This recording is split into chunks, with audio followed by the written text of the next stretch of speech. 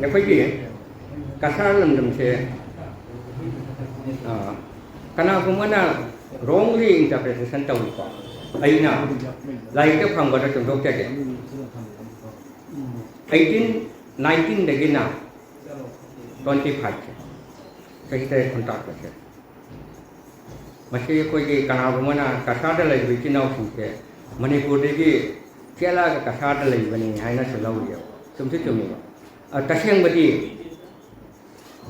18-19 dah kasar dah Manipur dah mesti ya berjadi ke lagi orang mesti terus loi na mening thau jong na gambe sing jauji marjit oi na malah Bayi ima ye main du prawana kasar dah Maharani oleh lagi macam dah, sebagai dia pilih kanoi na, bayi nabi oleh baru macam nama mati yang pak, nenggu sing kemai pun nenggat tham sih, aduh kau mayam je, kau nak kela, ni boleh kita alih betul lah hak kerana itu, kerana sini, Burma sini, kerana gaya yang nama je lagi waktu putih, kerana anak ni na, apa je hak pajak, hak, apa je Mayam ke kian apa mayam ke mungkin kau cuma ni. Aduh bo, gambar sini na, 1825 dah, British ki macam orang dah, gambar sini na, mana, manggil thal na, awak sini dia, mana boleh kita tampuk na,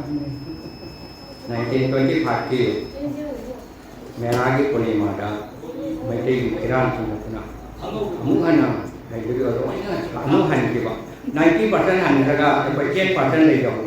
Koi na reo iba koi kekani matung dari Bangla di koi om sekani Bangali na kana koi ke kawan kita ke lektrabo ini ngam kamu dah Bangla luar itu tam dah ada matung dari BTC on tam dari koi ke pukau kau apa sih dah 1990 dah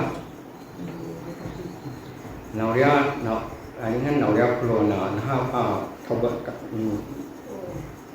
kan apa pengaruh dengan kena anu buat reading sama kurat dia aduh imaronan mahi tambah se kan 1935 tak dia mengahal harga jawab dengan ada ia awak tam lagi halaman sini pernah kena menberi itu presiden paling kena 1935 dengan halaga aduh di jadi tu lagi Manipur lona mite lona lai tâm là hậu kỳ bên này hay, ở đây mà đúng đắn, mà đây mà mì chỗ này quay phần đó là về cái nào thành, mà trong đây thon mình cả hai ta đấy, mà quay là chừng đó nào, bara gali sẽ cái cái bara gali mà trong đó cả ta là anh đi về hết cả ta là cả ta hay là cái này còn mà sẽ cả ta rồi mà sẽ đó quay routine vào hai ta là thao dầu vào thao mình cả này là phần thành người có, khi ngồi đi về quay nó mới đi về thì đấy mỗi nhà xem biết mà mà đấy kì,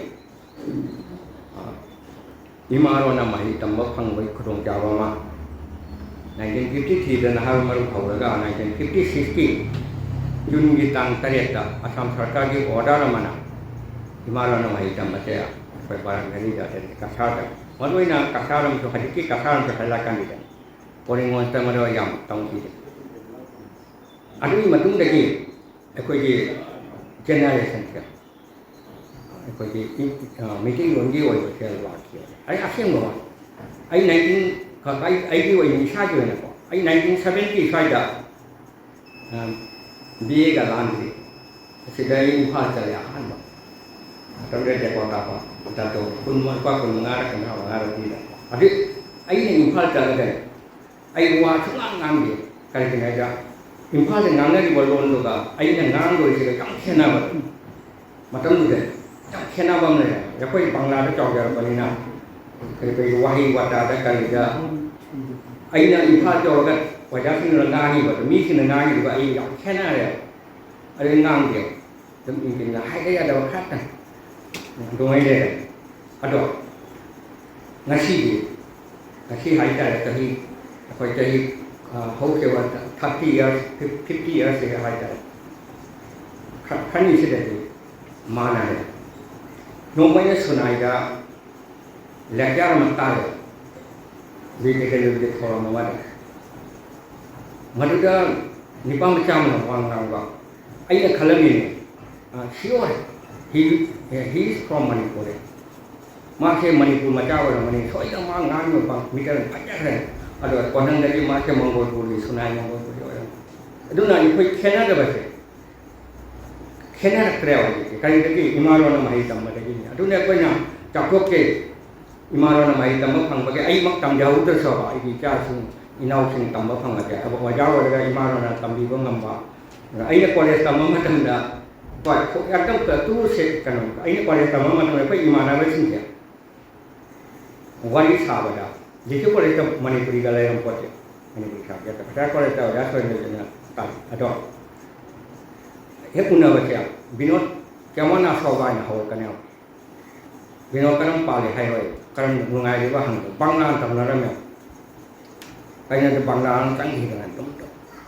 Aku jadi aduh macam ni, apa yang aku aduh na, aduh ngasi dia. Cerita ini macam orang hai kan ni orang.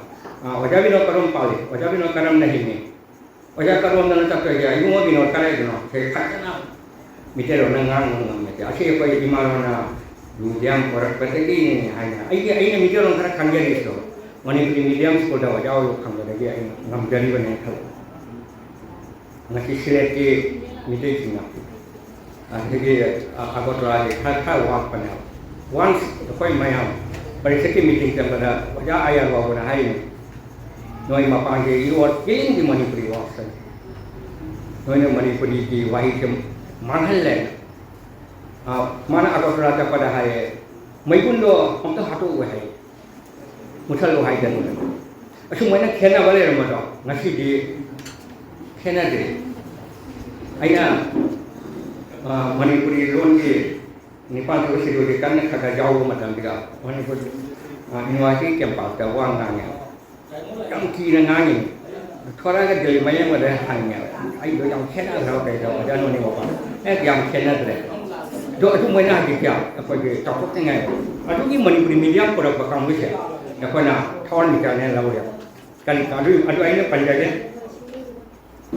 Ikut dia. Macam tu yang mungkin hanya kiri baca. Kira ni baca. Ada apa hal macam jauh ni. 1956 ya, I was in class 2 or 3. Kali khangge dekho, ada tambari khangge dia. Ada Bangla orang sakit. Aduh na, maduda, koi koinam nolen roh, ada ni pak. Pada actually, jamidar macam ni pak. Koinam berada jamidar, mai lau sinjam na lagi pak.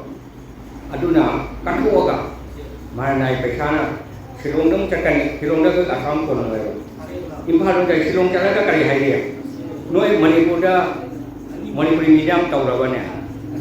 Aduh tahu dia hai macam. Rike nama ti macamnya. Aduh mula macam ni. Aduh kau jadi hai dah jadi. Kangres itu cuma kang dia ahal man karaga. Madu nama director dah hai dah. Kau dia Manipur dah 1935 lagi Manipuri medium dia primary kakak hau dia. Kiri dia pernah kena pula. Aduh mana?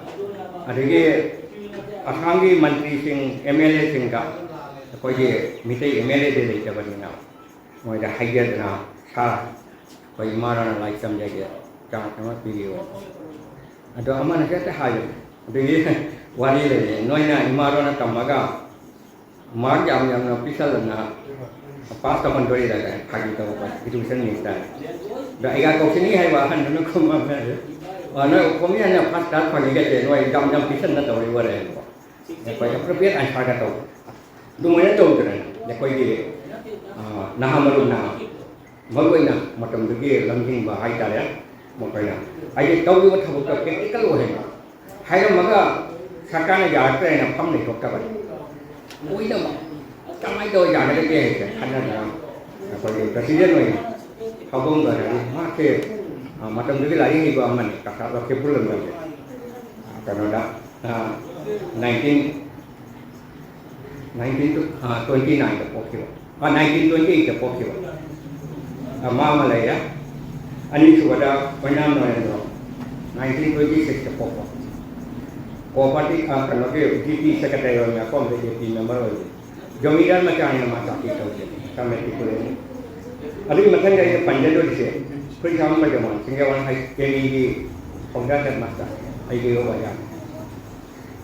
aduna ma kama aduridi hati hati jauh nusi jawab ko bisu piadi woi ba dapat matam bisu piadi miti ka tapi nala di mamangi matam ini daikam joy kumare na mate isen segatai mate thawat ko di bi alai di bio ko na dok dei no pisara na pathak abi matunda ko je Taiwan Pakistan dan ne ko mai father jo esa school ge esa yo ne ada mate Pakistan dan se market GP के करना और ग्राम सेवक अतः करना ship development officer होना फिर हम Madhya Pradesh assistant district editor officer हम थोड़ा सा पढ़ा के खाने में पाकिस्तान का अभी मतलब दा राइसम रात की सोरे ना केवल खुनो कोई काम बजे मोन मतलब पाकिस्तान में सिंगापुर में केवल खुनो के राइसम रात की सोरे Edal education esa yo le atung da apa blog education no ya kan ko ke pata ari matung da ingudam professor and board kan panjal kai ma dia pasro ga pai register Gauti University ke register PO matung da Gauti University ke BC ke pai kan kara ke PO so le ma ga matung di la pioneer hai ta adu ka Moi tayet se, moi tayet na member hoy. Adoi advisor da, ko ye iram nam se di, athoi one pa ni hai ta ya, iram hai ta. Saga pon ko, advisor da. Kai sam pun si hai na, lai ti yam hai ta ba. Imaron ni da man ka di ka ko ma sa. Tha ga ja. Di amana kalau ni Nehru National School di Principal macam tu kan dia amak kalau dia lokal kalau dia jauh itu nama nanda kumar moi saja asyik moi taras masih ada macam panggil macam dia lagi hebat dia mana mereka hebat yang kerana apa yang dia jual dia wajah kalah jangan kiaman ada sekolah ni headmaster Principal orang mai ko ge barabari da di barabari da kasar da di mai te da first graduate na first BSc graduate na comrade no da ge father ram Muhammad Ali hai और district ga soran sideta adi ge kanada argotora da aduma BSc da aduma mahakam da ge ko je wajah jagadananda binakan di sini ada kalau ke mayam school ya saya ba ada kayong pakin tandra ko je masuk school ya saya ni Singapore ni adu ji matung da ko je ate sini mai tung ta ba ni ko je khai din ken ro ai na hela kan di sajok tong di hela kan di ade ge hela kan di ki han na mi te MLA ka ro nong thong bino akno nong thong bidapati muisina matam juga mati yang dia pernah pan artinya makana apa ye wajama kamranga ge wajara admona na jangan ada irabot ka chahiye ni dikne irabot na 1896 hoga mana 98 hoga irabot ke ekam kinana mai dum daga leina wajara irabot ka kana jangan ada irabot ya domai lian itu adu ki wajara radmon se mukoi sina mati yang dia pakai apa? Pada wali dan kuai aja, ujau dia nanti wali dah. Kanada, moinen libir mau wali dah. Moinen pang, mana pergi manipuri medium se implement tahu. Aduh naik punya moin kasar ge, ini sama tu. Pada tahun mereka naik pada singkat je, lain saya betul mang khabar tu lah, kan tu. Pergi malam ni nampak tahu dia makai apa, kita kau pergi makai apa. Tapi itu mayam jauh ni, atau panjang ni. Semuanya ni pergi mungkin tahu macam ni. Ada pergi numai je benar. Ada mana ama imaron kita maka kau gop bila maduna ngasih pergi imaron na sakson ba. Ngasih dia pergi kan Manipur dah saya pun nama sampai tu ni saya mikir orang sakson kasar tu, orang sakson. 차이. 아주 이게 타박 하나 끊어먹다 이마로나 떠고 봐야죠. 아마 거의 떠고 해. 아주 아마 각장 게 떠고 드리고.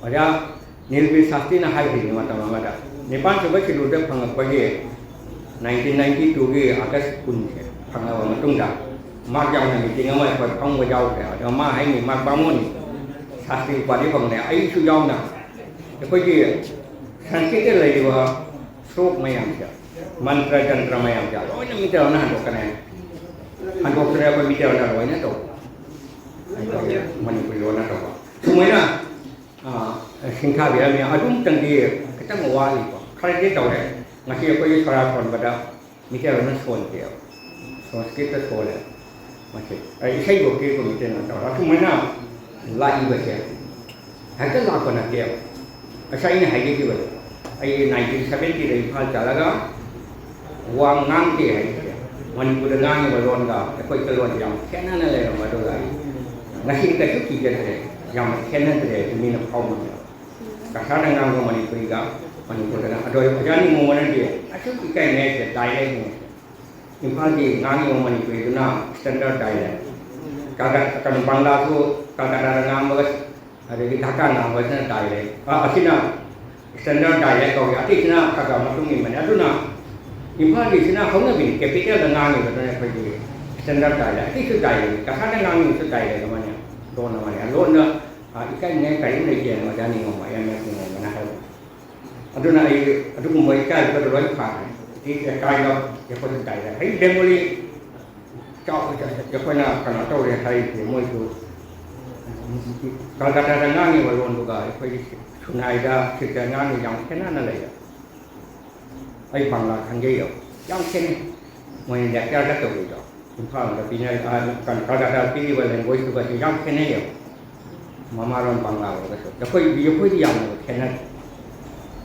Manipur नाम का खम याम खेलना वो जो कूद रहे हैं जरूर है वो दिन खेलना तो अच्छे कई दिन इमारों ने महित मत फंग वाला के ना अरे तो मशीन कब नहीं ममन कोई ये यूनेस्को ने हाथ कब नहीं है कई थमोई तक कब यूनेस्को ना लोन छोटा रखो के माया लोन हंटर के मनोंगा मिटे लोन के मणिपुरी लोन के अम्मा ने नॉट ओनली कासार ने के मणिपुर जाओ ना मोया यूनेस्को ने फंगो ही क्या एक कोई चीज़ देखो ना खाए देख तुम में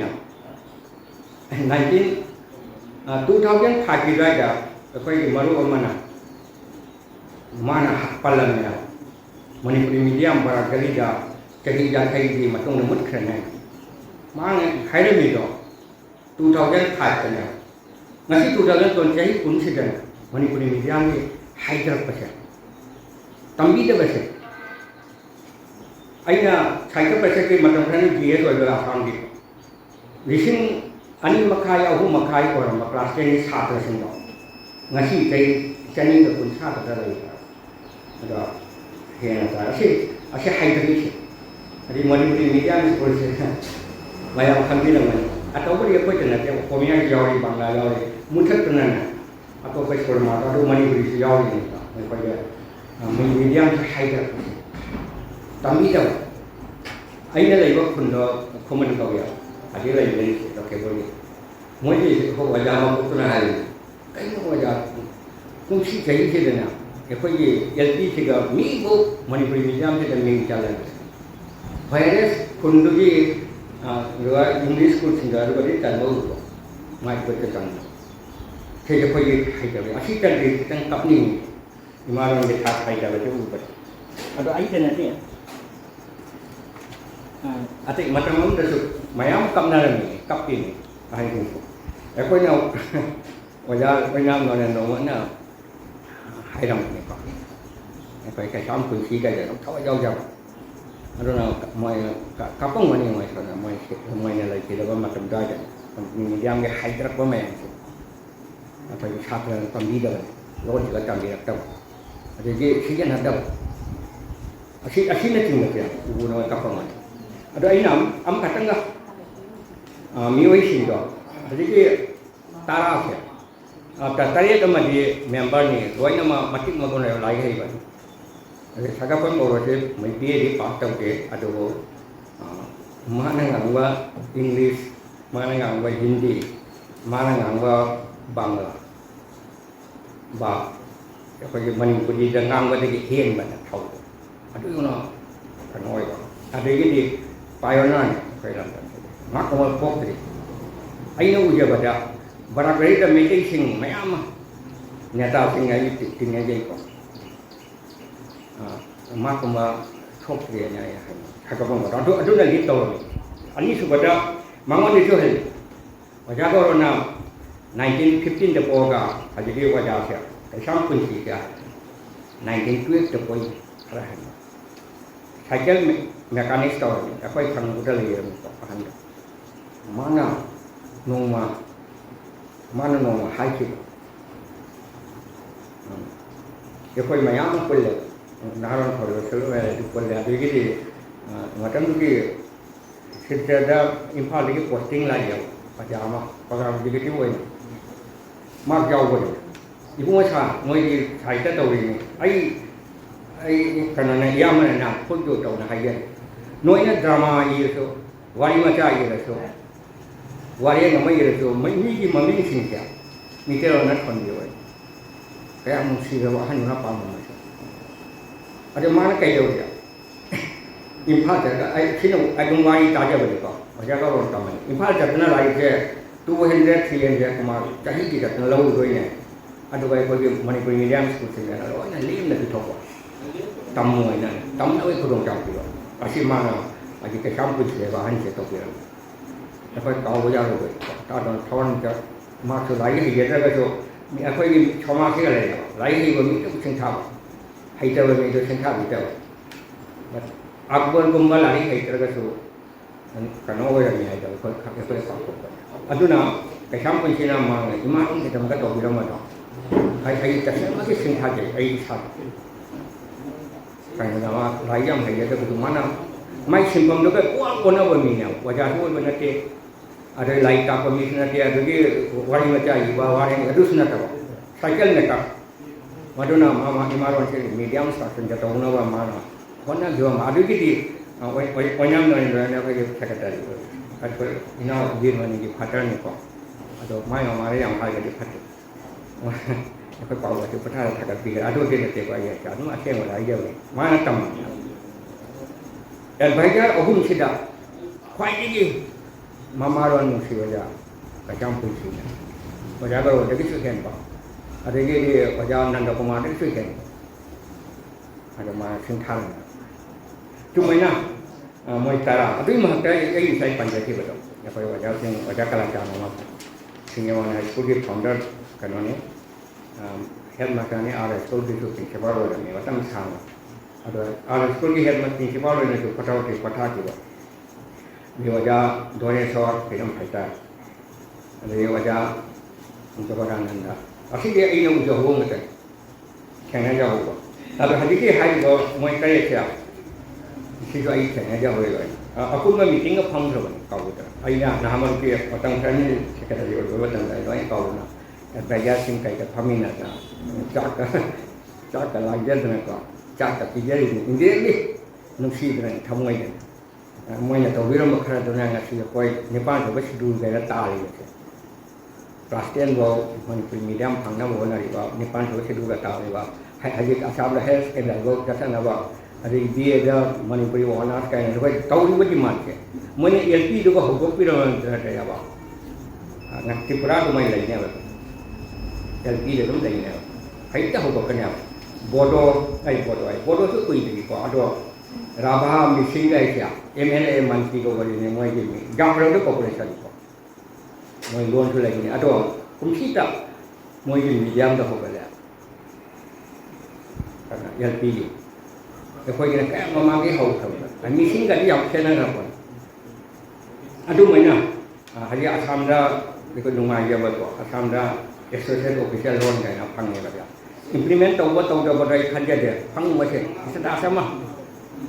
Pang dia baca ilmu kan tu. Ayah kerana awal ni dah. Baca kuno mana hal dia. Kau jadi kau. Ayah paling yang faham dah. Kau encouragement original. Ayah mana yang original. ai cái đi khăn này là có ý muốn money ý muốn money chẳng bây giờ money chẳng có ý muốn cả là cái quên này nè English dòng ngang như vậy quay chèo ý mà nó cho phát triển vào công này mà hay cái gì nó mà hay đấy Russia thì thật vậy đó Tamil mà chẳng đó rồi cái gì Okhomia mà cả Bengali mà cả Gujarati mà cả mà cái Tamil nào mỗi mấy này đi bán cho schedule đó ਚੱਲ ਰਿਹਾ mama nó là क्या कर रहा है क्या है छोटा माँ को ना đi bán cho schedule đó ਚੱਲ ਰਿਹਾ English cũng ngang ngang lại ada ai जो college हम के वजह वो ने ngang ngang itu kan ya semua jadi nungai ai marona đi bán cho schedule đó phang được đấy ada mỗi người mama nó ngang phang cái ai ngang phang được atu bi wahi to mà đây khôi jadi yang cái nó mà chơi nó phang theo khôi khare đấy atu mấy tàu đó ai nào ai coi gì guru ne lâu dài ne lai ne lâu dài còn một chapter này not only stars of the Manipuris có cái film mình xem đó ai coi gì dễ gì ai coi gì pioneers ai cái gì cả cốt thì nó sẽ để coi ai sẽ để coi là nó mi đã lai của mình cái hay rồi adu mình này adu mình này lâu dài thank you all ai macam hai hanya dong macam saya lakukan itu nanti kan ni thank you